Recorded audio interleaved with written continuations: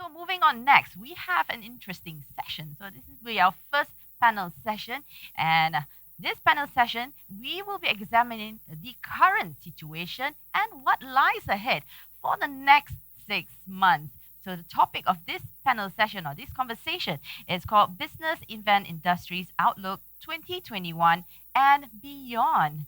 To moderate this, we'd like to invite Jane Vong Holmes, Senior Manager of Asia GainingEdge, and in the studio, the panelists that we have here, Ashwin Gunasekeran, the Chief Executive Officer of Penang Convention and Exhibition Bureau. With him, we have Cheong, CMP, co-founder of Anderes Fourdy events, and joining them virtually, we have Angeline Lue-van then Broecke, Director of Global Business Development and Marketing, Kuala Lumpur Convention Center. Over to you, Jane. Morning. Disruption. That is a word that we have heard a lot over the years. But this year, it has given the word disruption a whole new meaning. One of my colleagues said to me, 2020 is the year our future was cancelled. Or is it? My name is Jane Vong Holmes from GainingEdge, and I am pleased to be with you here today and with our learned panelists as well. Just a little bit about myself. I work for a consultancy company, and since COVID-19 started, we have had a lot of conversations with destinations all over the world. And there are two main things in their minds. Number one, what is the short-term mitigation? Number two, what is the long-term recovery? So I am privileged indeed to have this conversation with some of Malaysia's business events leaders. And in this short session of 50 minutes, we will talk about living in the present and planning for the future, which is never been more important. You have heard some brief description, or I shouldn't say description, brief introduction about the panelists. But let me just add in a few more words. First, let me start with the fairest of them all, Angeline Lue-van from KLCC. Now, Angeline, she is proudly South African. However, the whole of the Malaysian business events industry rejoiced when she joined the ICA board of directors recently. And Angeline will play a very important role. She will be representing the venues around the world. She will be the voice of the venues. So Angeline is my fellow colleague. Also, Mr. Cheong, CMP.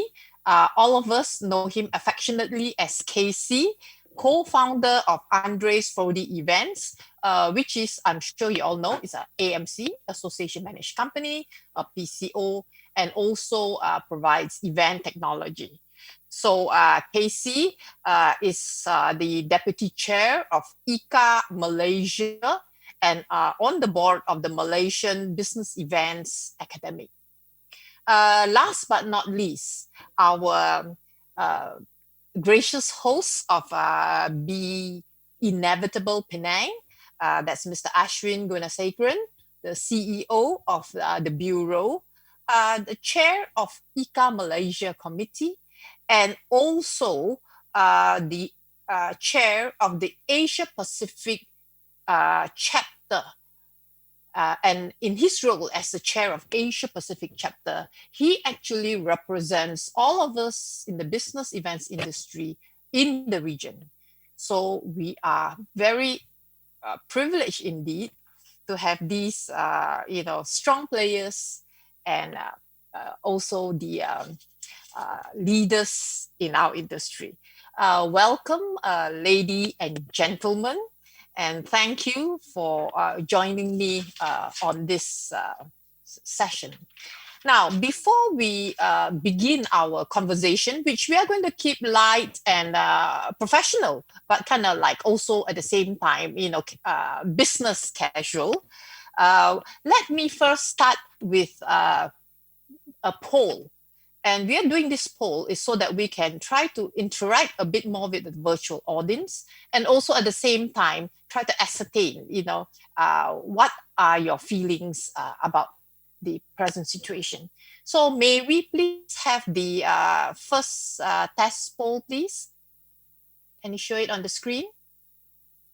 And is everybody ready for the polls?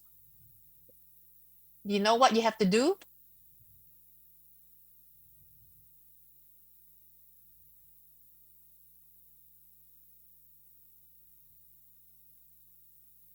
The poll will be run on Slido, so you need to scan the QR code and then participate. We will have one test question, and then we will have three questions for the audience.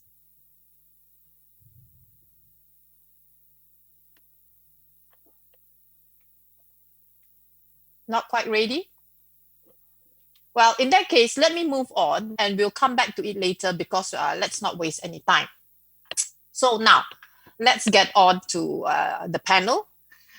I read the Marcio's report that, there has been a drop of 90% revenue since the MCO started. And 17% of the total industry workforce has been laid off. And although now organizers are, pivoting to virtual or hybrid, still many suppliers struggle with the change to virtual because of the lack of technology or the skills to be a virtual specialist. So these are the questions that keep many of us awake at night. So let me start with Ashwin, if you don't mind. With so many events pivoting to virtual, does destination marketing, does the convention bureau like yourself important when we move forward? Ashwin? Yeah, Jane. Thank you. Good morning, everyone. Jane, definitely, it's a yes. It's very relevant for the bureau. As a matter of fact, the bureau has to step up a notch in keeping up with the trend, because the business events industry as a whole is a people's industry, and either way, we still find ways and means in order to move business forward. And having said that, I believe most of the bureaus have also looked at specifically client criteria, as well as where the demand is moving forward.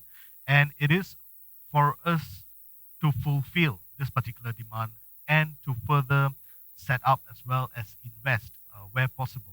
So absolutely, the role of the bureau has to remain, and it is very vital in order to provide that particular support, be it for partners, PCOs, association, or name it. So the bureau has to be always there, or even if you speak of a particular destination, any bureau, for example, I think you have to make that first mover example on providing such support for the partner. So it is very important. So that is how I see on the perspective of Penang, at least. Yep. Okay, great. Great to know that there's still there's optimism, and there's also the urge to move forward. As your theme goes, be inevitable. Inevitable means it's gonna happen. So business events is still gonna happen. However, Angeline, I'm just thinking, COVID may have changed our regular practices. Will the C-suite marketing teams lose confidence in the value of face-to-face events? Because right now we are all learning to live without this face-to-face event. What do you think? Thank you, Jane. Firstly, thank you so much for inviting me to be on the panel. To Ashwin and his team, congratulations on this year's Be Penang. It's wonderful that our events are continuing. So we're so pleased that Be Penang is forging ahead, and it's inevitable that it will continue to grow from strength to strength. Um, I don't think that there is going to be a change, Jane. I think what there's going to be is an evolvement. At the moment, we have all been used to what we call traditional event planning strategies and solutions. And what we do now is we're developing integration between traditional event formats and new digital solutions that are giving us virtual products, that are giving us hybrid products, and that are giving us virtual platforms to conduct events. So it's, to me, all about evolvement and adaptation and adoption. And I think venues are already quite far down the line with this, but it's a process. We're all learning together. We're all learning how to connect on Zoom and to be able to participate on virtual platforms. But I think that it's going to create a lot of opportunity. I think it's going to broaden our industry supply chain. I also think that it's going to broaden the audiences that we can reach. But there's going to be a lot of customization. It's going to be, finding out about the client's objectives and then helping them and guiding them on what is the best solution to apply to meet their event objectives. Yes, I like the word customization.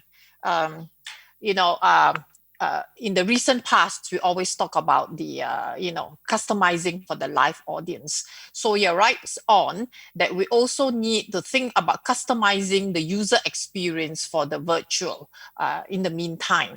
So yes. So on that note, Casey, since you are also an events technology provider in Malaysia, in comparison, when we compare to our neighbor like Singapore, our industry, our business events industry, does not have the best in class events technology. We just do not have the infrastructure nor the investment in it yet. So how can we make up for this in the meantime? I think I'm not too sure I would agree with that particular statement. I mean, but thank you for inviting me to come on to this panel. I view it differently in a way that I think there are existing technology in Malaysia that we can actually do it. Yeah. In fact, what you actually see, if you are seeing what I'm seeing over here, the technology that goes behind whatever that we have actually planned is actually made in Malaysia, is made in Penang itself. Yeah. Mm-hmm. So I foresee that that we have the hardware, the software, and also the soft expertise to actually do it. Yeah. But if you are actually looking into some other technology which requires hologram and things like that, obviously we would have to actually import the expertise to actually be here in Malaysia. But to be effective, and to have a proven technology, you have to keep on doing the things that you have been doing in the past. So I think from March until now, I've done close to a dozen e-congress or e-events, So I think the technology is suffice to actually carry us through these difficult times. Yeah. So that's my view, Jane. Mm-hmm. Okay. So that's good to know. We may not have the, hybrid broadcast studio like MBS in Singapore, but nonetheless, we still have enough to carry us through and do a good job at it. That's what you're saying, basically. Yes. Right. So, okay. So let's talk about now In the early days of COVID-19, one word that I heard so frequently was the word pivot, pivoting here and there. And I also heard the word agility, being agile. And agility is not just about speed and moving quickly. It's also about the ease. So, that's two different dimensions, actually. So, I'd like to ask Angie, if I may, as a result of COVID-19, what is most important to your organization? To us, it's really about how we can ensure the resumption of business events. That's the most crucial point. And in order to do that, it is critical that we all comply and adhere to our industry SOPs. I think that's the most vital aspect of where we are at the moment. We've gotten our venue ready, we've gotten our team ready, and this has happened across the industry supply chain. It's not just in our venue. But what we need to do now is we have to be able to convince government that we can operate in a very controlled, regulated environment, that we have implemented SOPs very effectively, and that we have a comprehensive safety plan that we are applying. That's giving assurance and trust to our stakeholders. Then let's talk about the client for a minute. When you talk about agility, I also think about flexibility. What clients want is they want assurance that you're going to look at contractual issues, that you're going to look at things like force majeure, cancellation, postponement. How are you addressing these issues? How are you going to address shared risk? All these types of issues are keeping the associations awake at night, and they are asking about these things when they engage. So they want to know about a comprehensive safety plan. They want to know about the agility and flexibility when it comes to application and delivery of events. The other thing they want to see is they want to be assured of partnerships across the industry supply chain, but also, most importantly, which Ashwin raised earlier, is our bureaus, our destination. Our bureaus represent our destination, and there has to be very close collaboration between venues, bureaus, the industry supply chain, and also our clients. So it is truly the time for absolutely important partnerships, so you develop an event strategy for the execution of any kind of conference, meeting, or event together. Yes, and I'm sure I'm right that KLCC actually kind of spearheaded,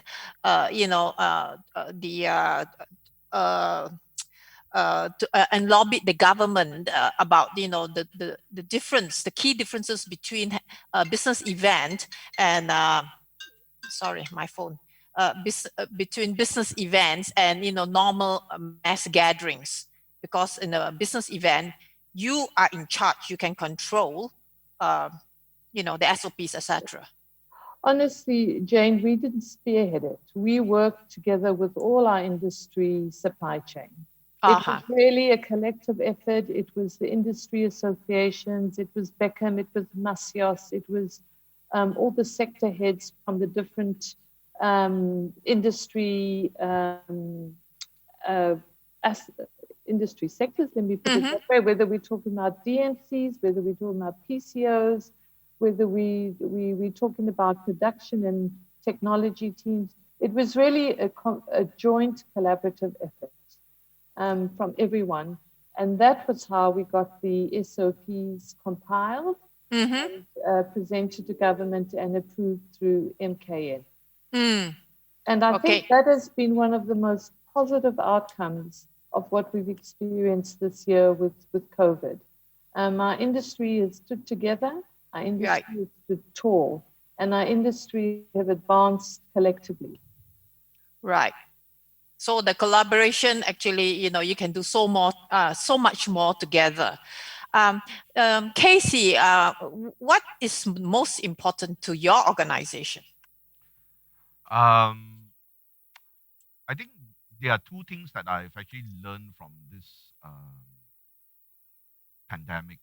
I think instead of learning technical skills or kind of reskilling, how we pivot and being agile. So while I agree what Angie have actually mentioned, I've actually learned two most important things, which actually happened within my team itself. So during this pandemic, the first thing is actually we have to actually show a lot of empathy. You know, if you actually take a look at the things that we normally do, we are normally profit driven. We want to actually look at our key performance index and stuff like that. So this time around, it taught me a different thing altogether. I begin to empathize with not only the clients, how they feel, what is their uncertainty and things like that, but it's more so towards my team members as well. When the pandemic hit, everybody took a pay cut, asking them to reskill, teaching them new skills and working outside from their comfort zone, so it's kind of difficult for them, right? So the boss have to think from their point of view, why I'm doing this, it's a bad time and things like that. On the other hand, the staff would probably also have to put themselves into the boss's shoes, because this is going to be a prolonged pandemic. The magnitude and the impact is going to be severe, and no one knows that whether the impact will end at a particular timeline. With the vaccines, the closed borders, the flights are not coming in, and things like that. So there have been a lot of dialogues, that we have with our staff. So whenever a new government policy that comes out, we restrict the movements, and we have kept ourselves abreast. So on a weekly basis, we keep ourselves updated, but not only updated, but we put ourselves in their shoes, in the staff shoes. So and the staff obviously would also think from our point of view. Now the second thing that I've actually learned is actually communications. So during the Zoom call that I actually have with my staff and things like that, there was no reason to actually doubt our sincerity. We me and Rahul, we told the team members, what the situational impact is going to be, and what are the predicaments that we are actually facing. We tell them on site, we tell them online as well. So there was no hold bars, between relaying back and forth, because we have to be really honest with ourselves. Yeah. So there was also a lot of emotions that actually happened within a Zoom call and things like that. So I think having these two things that really affected the company, but I specifically pointed out just to my team members itself, that actually brought us, back to where we are. We are right on track again. There is no longer any pay cuts. In fact, we are hiring right now. We are also considering hiring to actually cater for the influx of the business events happening virtually. Yeah, I think that's my take, Jane. Right. Yes. Thank you, Casey. Ashwin, may I ask you the same question? What is most important to your organization? So, Jane, as far as the bureau is concerned, I look at a much bigger perspective. So the destination itself. So having said that, the first thing is the risk management and the impact study that we have carried out. The key thing that is lacking now is confidence, be it for any destination. So most importantly is to rebuild that client confidence for your destination, and to ensure that your destination is ready to reopen back to business events. And secondly, just as Angie has mentioned earlier, adaptation and adaptation. So it's the creativity and the innovation part of it, because this is where again we have to meet the demands and we have to meet the challenges of the current situation, be it virtual or be it hybrid. So again, there needs to be a lot more that is involved in this particular process, from digitalization right up to reskilling and empowerment as well. So there are lots to it. So as a bureau, this is how we look at it, and from there onwards, what we have to provide is knowledge building. So again, training for the industry, knowledge building, etc. So this is the entire process flow as a bureau that we are taking into account. So destination, definitely destination confidence first, and secondly is being able to cater to the client's demands and needs. Right. Thank you very much. You know, they say never waste a crisis.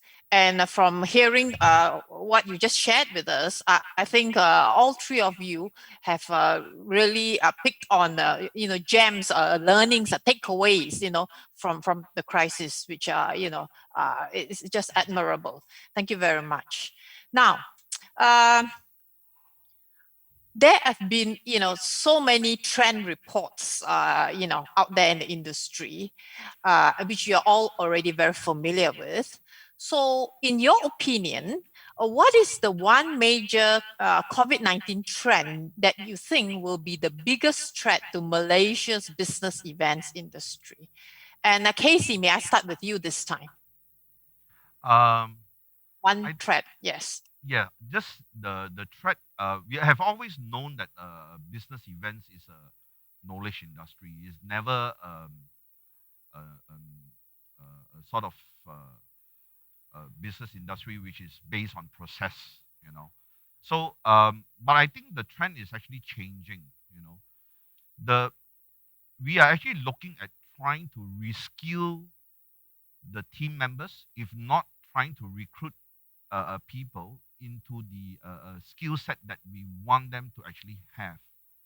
So I believe that this is one trend that, now we are not only looking at knowledge, when we actually do any hiring, but the ability to adapt, to situations and be able to learn.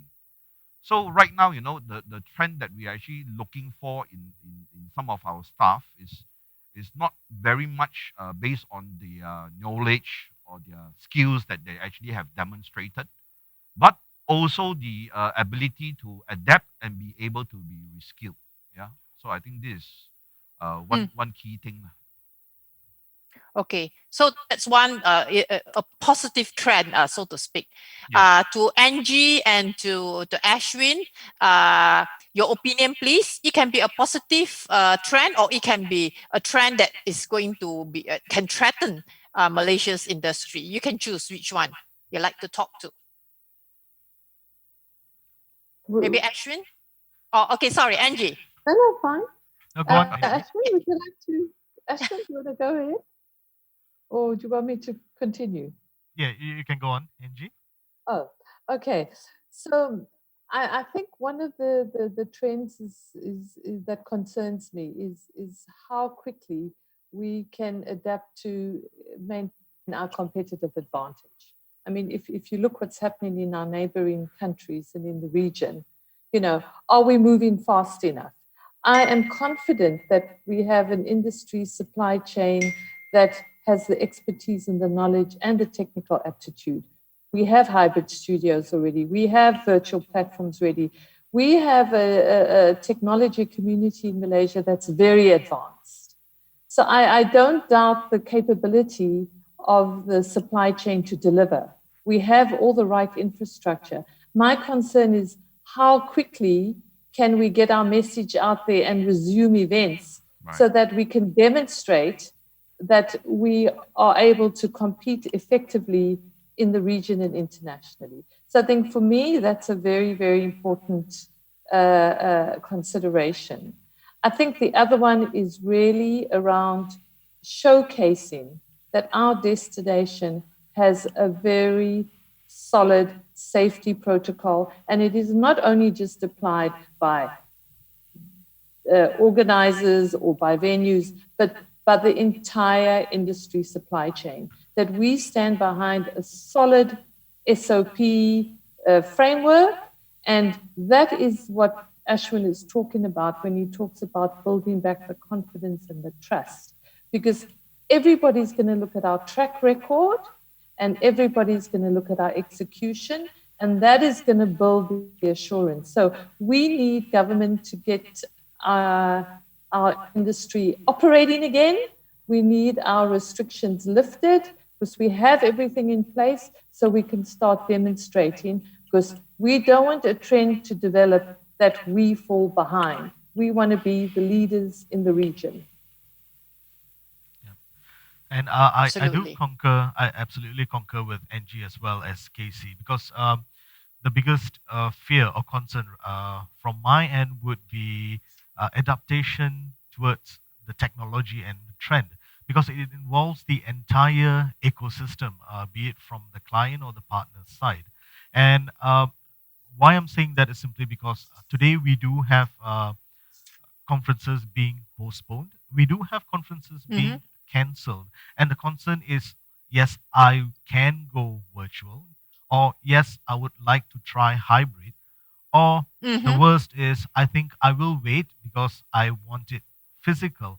And the reason why I want it physical is because I do not have that confidence if the technology will be able to deliver, when we know that it will be able to deliver. So the lack of confidence in that technology, am I daring enough to make that next move to go virtual? Will I have interruptions? Will I have failures, etc.? So all of that involves everyone and us as a bureau giving that confidence to the clients that yes, we do have the facility and we can pull it through. And whether would you want to actually go into that steps. So these are a few of the challenges, but eventually we know that it will follow through, but it takes time. And that is where exactly like what Casey said, the education component is very, very important, and the knowledge sharing as well. It will take time, but surely. Thank you. Now, just a message to our virtual participants. You are invited to also post your questions to the panel. We only have about 20 minutes left of this session. So please post your questions now, and we will try to answer them. But in the meantime, we will proceed and have continue our discussion. So, yes, to the panel, one of the key roles is to maintain a business or future business, immediate business, future business. No, we are not getting buyers coming to our doors now, saying we want the business now. But that doesn't mean that there is nothing to do. There is a lot to do because we are actually planning for the future. So I broadly categorize this, action that we can take, like immediately or within the next 6 months, especially into 3 broad categories. This is immediate mitigation, the action responding to the writing on the wall, responding to trends. That's what I mean, the second one. And the third one is planning for the business pipeline. Because, business there's like a pipeline, you have to keep it going for the future. So I would like to invite our panelists to maybe share some thoughts about, what is the, what can we do to maintain a business or to plan for future business. Maybe Ashwin, we can start with you this time. Sure. What we need to do is we have to be fast. We have to be fast and act instantly, because we do not know what's in place for us. We do not know that what's going to happen next. I mean, we were on a lockdown, then we were free again, and then there was a control movement order. Rightfully, BE at Penang was supposed to be a hybrid event. And I think just 3 weeks before, we decided to go, okay, full virtual. So the readiness definitely has to be there. And in terms of the opportunities, I think it is so much more opportunities, and Mm. there is actually a surge in terms of manpower. We require more manpower running a virtual or a hybrid event. I mean, just in front of me now, I think I have a crew of 20 odd people trying to put everything together and the streaming and etc. So it requires much more manpower, which is a good thing. So we are, the capacity building is definitely there. There is opportunity for the industry to go, but just on a different perspective. So that is how we are looking at it, and definitely we have to engage on a much faster mode. Right. Yes. Angie, you have the your pulse on the global market, SKLCC, and also in on the ICA, global board. Um, how do you think that we can make our time now in downtime work for the future? Okay, so I think the first thing that we have focused on in this venue is reskill, upskill, cross-skill. We all learned, we went across the organization learning different skills, whether it was safety and security, whether it was food handling. I had a typhoid vaccination so that if there was a requirement for us to be able to provide support to any of the operations of the organization, we could do it. We did that for two reasons. Because we have earned literally no revenue this year, we had to make sure that if we got any business, we could no longer afford to employ casual staff, we couldn't employ ambassadors. So we had to use our core team to basically service the organization on both an operational and administrative level. So to, I think, Ashwin's point, the whole idea about building capacity and skills enhancement for the short, medium, and long term is crucial because we are all taking on technology adoption and we are all operating differently. The new business models that we have to acclimatize to. I think in the short, medium, and long term, what I think is crucial as a business planning tool right now is scenario planning. And I think immediately we have to focus on the domestic market and national business stimulation because the borders are closed. And there will be pent-up demand. And at the moment, the operating environment is domestic. And that's the immediate priority. So how are we engaging with our clients and preparing our products and our venues and our teams to service effectively? I think the medium term is really about the green bubbles, the travel lanes, and when we start to see regional activity opening up, and how we start working with our target markets in Asia Pacific and broadly in the region.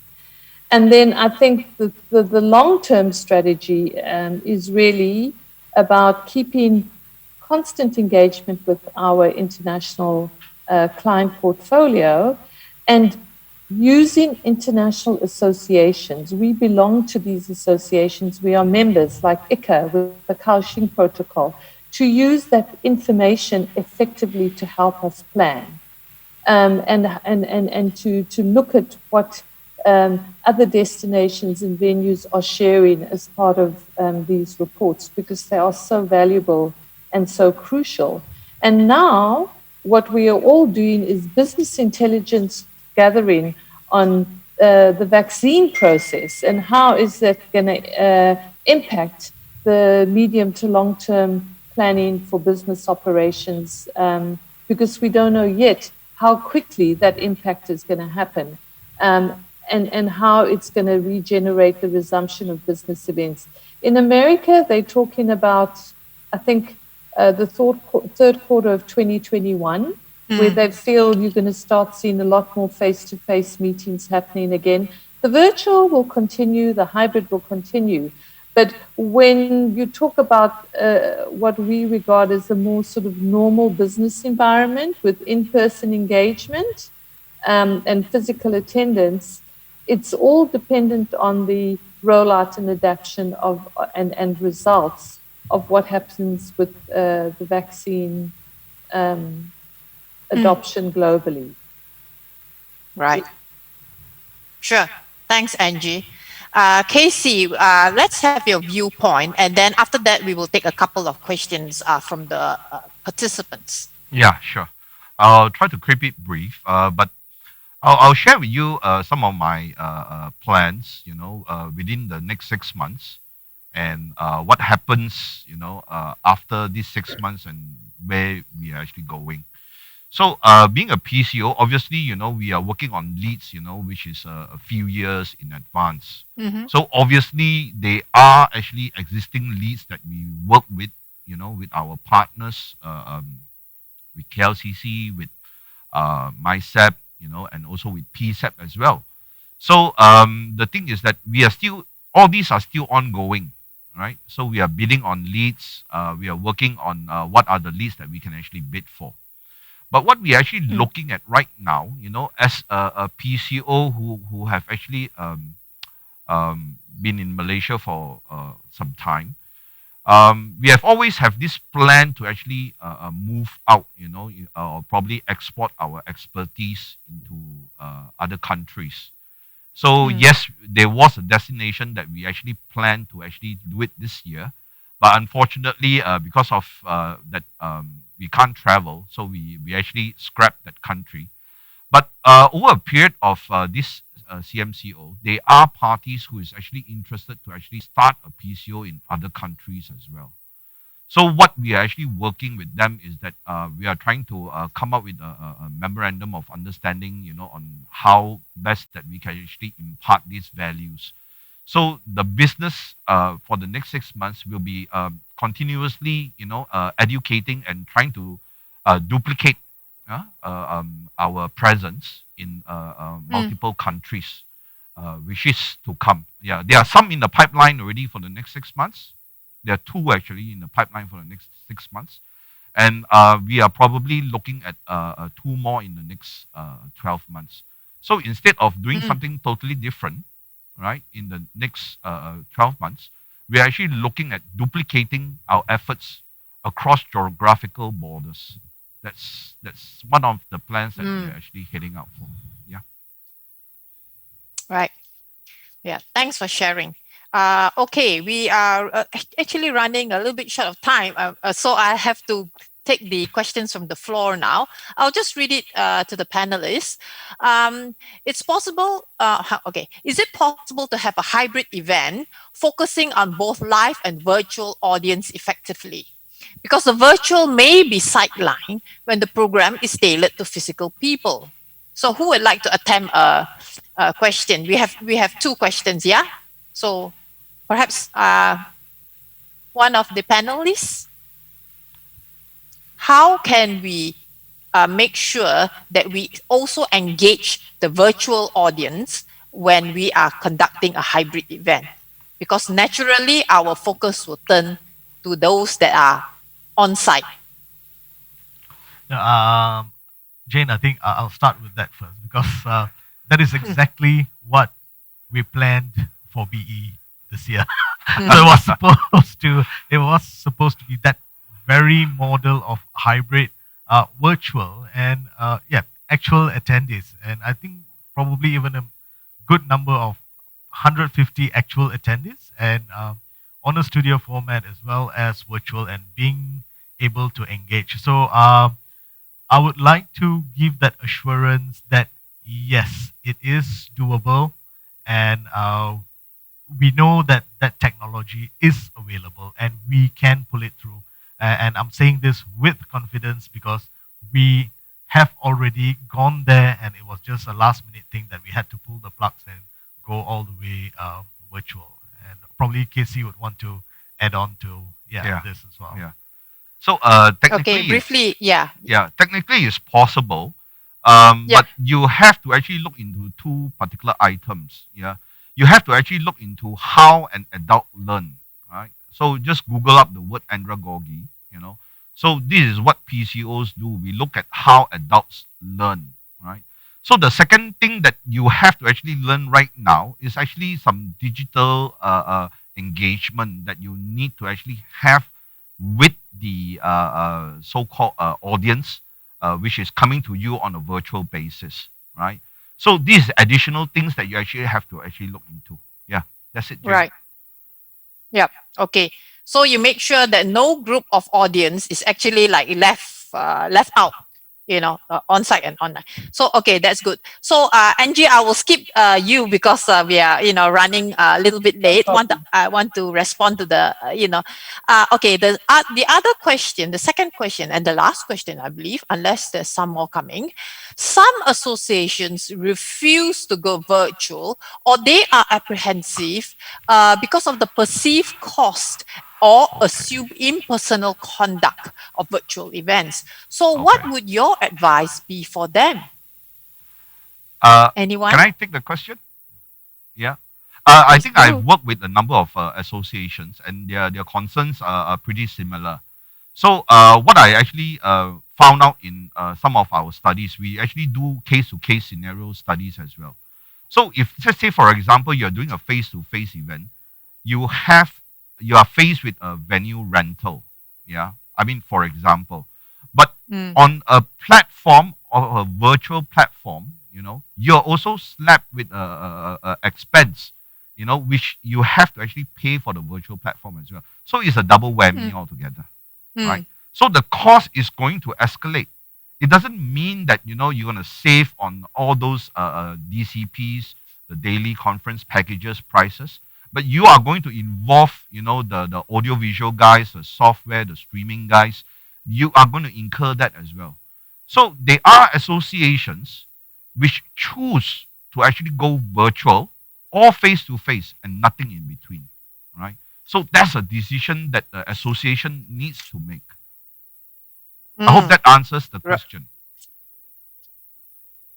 Yes. Now, we have one more burning question.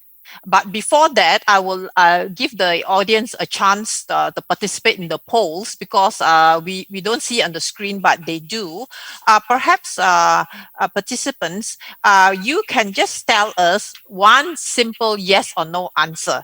And the question is Malaysia's business events industry locked in by limited innovative capabilities or part of a weak ecosystem? Yes or no?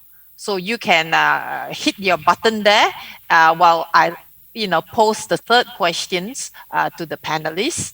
How do we monetize virtual events? The burning question. We only have 4 minutes, so in 2 minutes we need the answer. Who wants to try? Okay, I'll go very quickly. I think that we have to rely on local capacity to monetize. And that's the first thing. The second thing I think we need to do is we need to be able to be flexible to customize the solution based on the client's objective. If you can do that, then it's possible. And we have to make sure that we can target the right audiences looking for the right kind of solution for their needs. It's what Casey said earlier. If associations want to go face-to-face only, service that need. If they want to go totally virtual, but I was going to say to that previous point, I think the way to convince associations that they can apply virtual is by making them a participant before they become an organizer. So they have the experience firsthand. Right. Okay. Any more thoughts, gentlemen, about how do you monetize virtual events? I think the other key thing is also the content. You definitely have to have a very strong content and the relevance as well. And yeah, together with what Angie has mentioned, I think definitely it's possible to monetize. Right.